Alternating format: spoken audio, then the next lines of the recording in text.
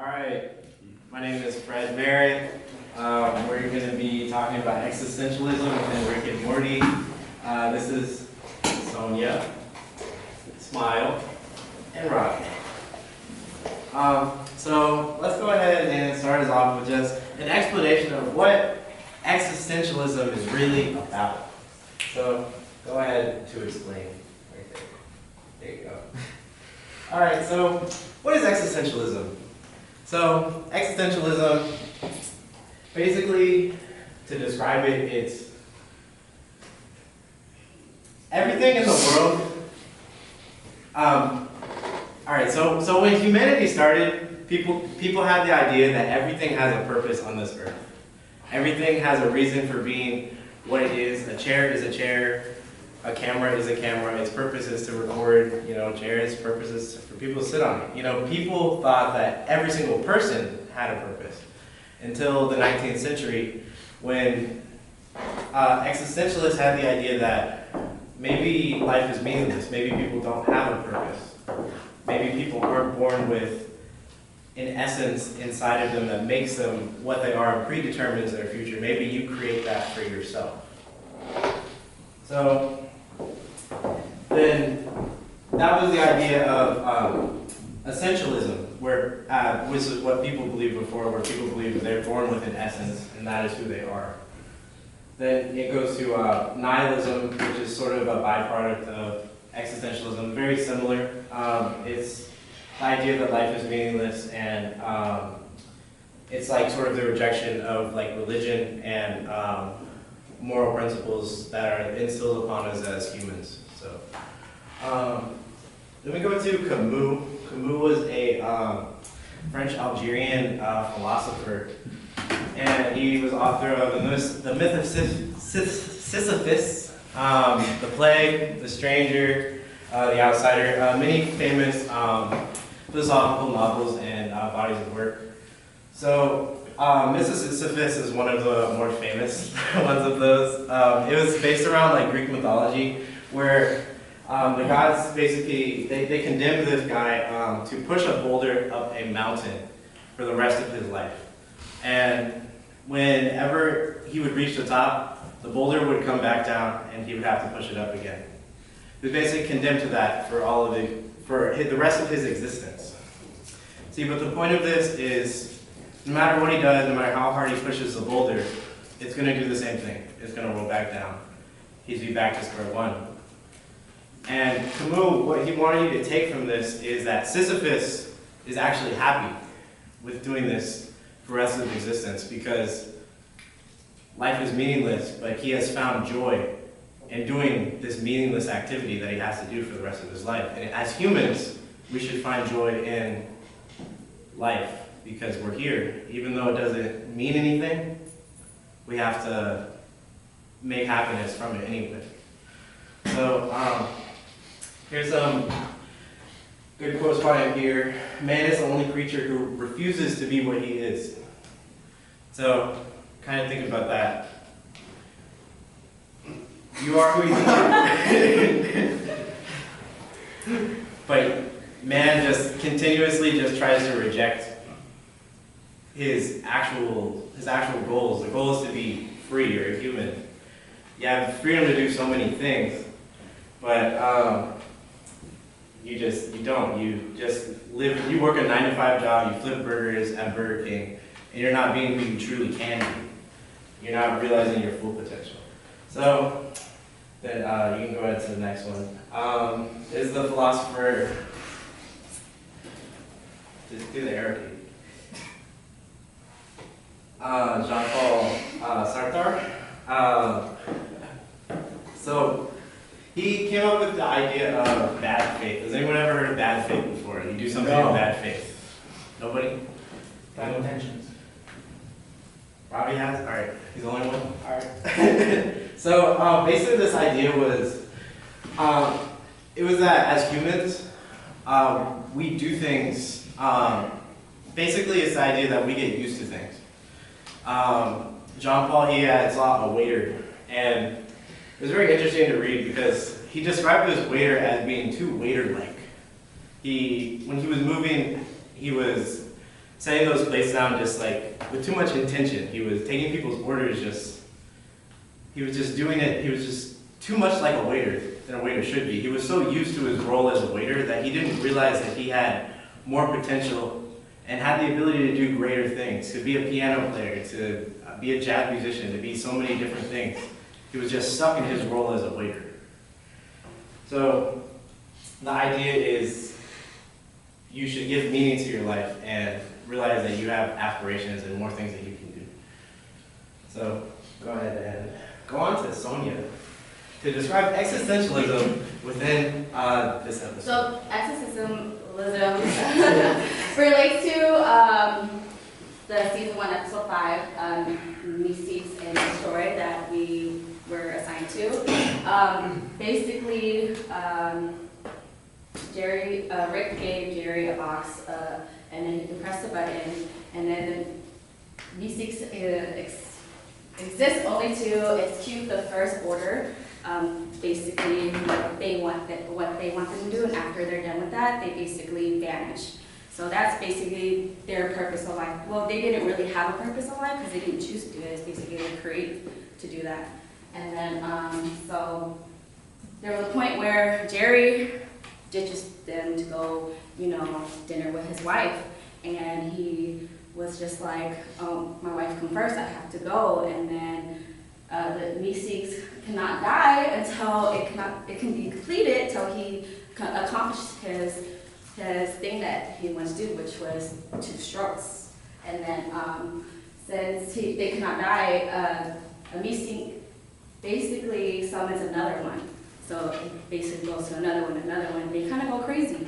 So like, what are we supposed to do? Our purpose to be here was to fulfill this need that we needed to help Jerry, and he's not here to do it, so we can't even basically like die or remove or like vanish basically. And then so here's a picture of an example of when he comes and basically, Sonia, yeah. say basically one more time. Sorry. And then go to example. So how existentialism is shown in this episode.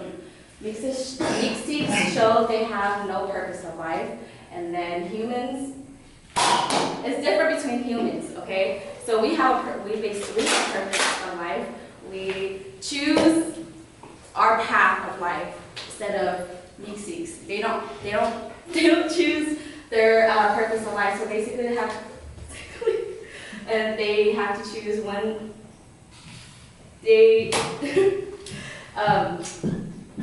Yeah, pretty much humans find their own meaning of life and try to make it right in the system. They choose their own path instead of Mystics. They don't have their own path.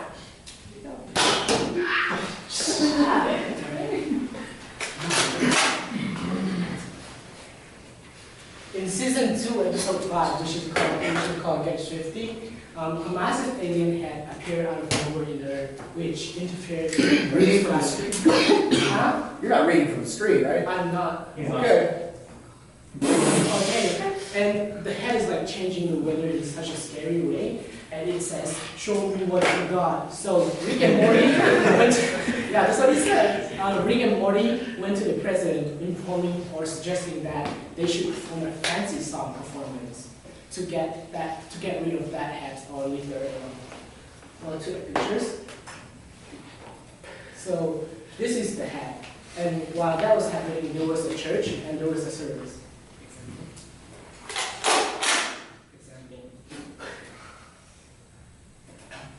In that church, they were having a service, how God is this, God is that, Christian religion. And when they noticed that when the head appeared, the weather changed and there was like an earthquake, so they went outside.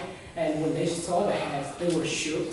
And they started believing in the head instead of God. And meanwhile, when Rick and Morty create songs, which is called Get Swifty, and eventually get rid of the head, or the head leaves the Earth alone. And after that, the people who were believing in that head, they were confused on what to do next. Basically, this showed that humans intend to sometimes just leave their belief and create a new belief. And this time to exist to listen.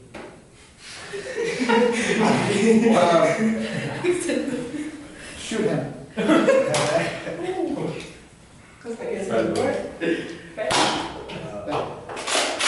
All right. Before Robbie takes over, you guys have done a presentation. Yes. It's really important for you to practice your vocabulary before you go do a presentation on something you're supposed to be an expert on. You can't say the word, you shouldn't be talking to me on stage, right? Proceed. So, season 2, episode 6, the Ricks must be crazy.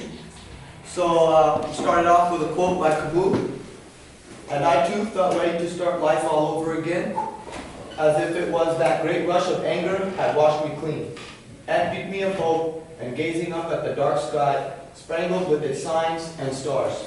For the first time, I laid my heart open to the benign indifference of the universe. So I'll just explain what happened in season 2, episode 6. Basically, Rick, Morty, and Summer, they go to a different dimension, they watch a movie, and then after they're done watching the movie, they come out to the hover car, and it's not working. And so Morty goes, says some scientific stuff. He says, there's something wrong with the quantum, something, and then he goes, no, you can't just say some scientific word in a car part and then make it sound like it's science. And then he goes, I gotta fix my microverse battery. And they go to the battery, and Morty's like, yo, what's this? And he goes, it's a microverse. Basically, I designed a universal system where these people formed, like life formed, sentient beings formed, and basically they make my power. And what they don't know is that 80% of the power comes to me to power my car, and the other powers the world, but they don't know that. And so that makes Morty question Rick's ethics in all of this, and so we're going to dive deeper into that. Examples, please? Okay, yeah.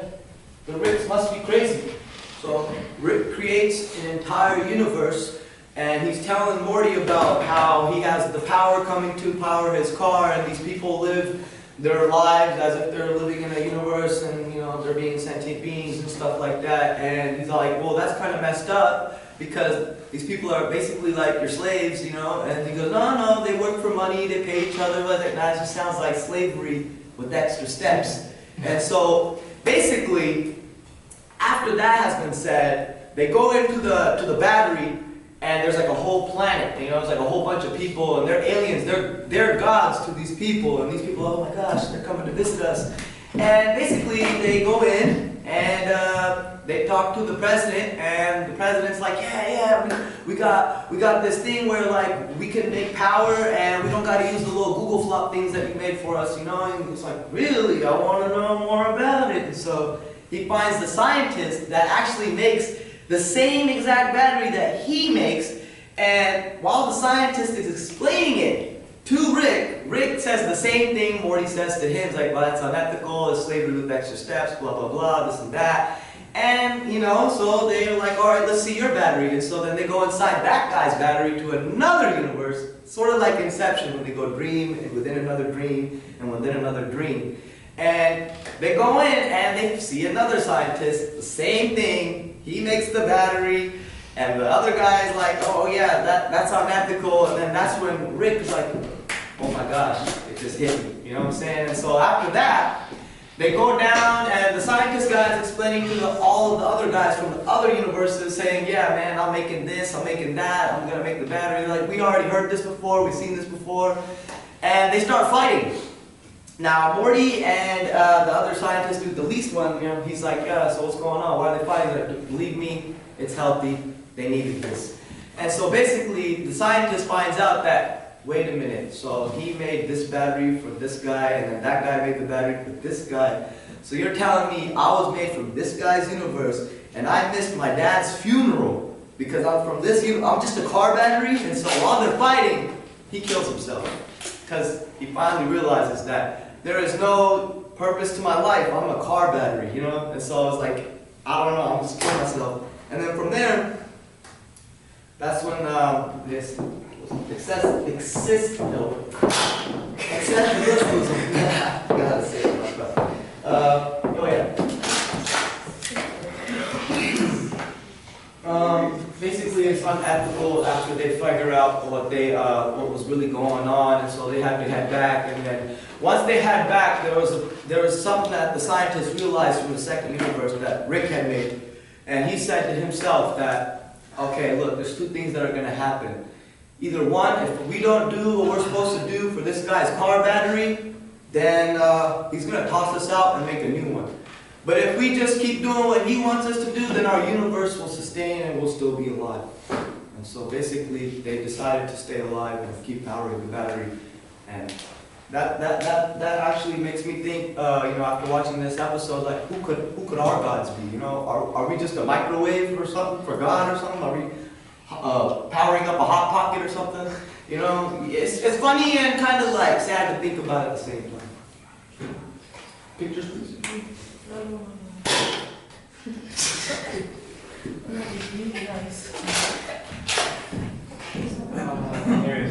There is. Wait, that, And these are some of the pictures from that episode. And this is the part where the scientist realizes that, oh man, I'm just a con man. That's about it.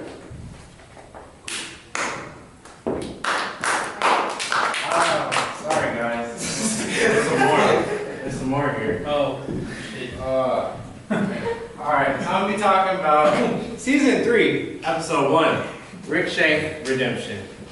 Alright, so this episode is when the Galactic Federation was interrogating Rick. And Morty and Summer had to dig up this portal gun because Rick was he was in jail and he was getting interrogated by the Galactic Federation. They were like inside of his head and he was at this diner called Shoney's, right? And there's also the episode with the Szechuan sauce, if you guys remember that. But so go ahead and go to examples here. So in this episode,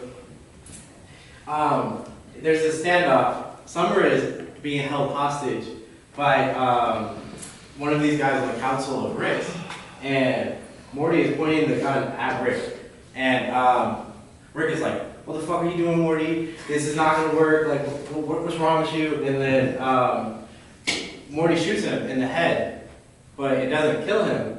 Afterwards, Rick says, "Good job, Morty, you read the gun." And the gun said, "Fake gun, shoot me in a standoff." But Morty didn't read that. So this is the show's creators trying to kind of point at the fact that everyone's life is kind of like meaningless and futile, and pretty much any of the characters can die at like any time. So then later on in the episode, Rick is changing the economy of the Federation. He changes the value of their dollar called a Blimflark from a 1 to a 0, and it just completely crashes their economy. This also shows how, like, as humans, we're all just reliant on money and the government, and that's where we get our freedom from. We don't really have the freedom to go anywhere in the world and like do things without having money, and without it, then everything kind of goes to shit. So, yeah. That concludes our presentation. Woo!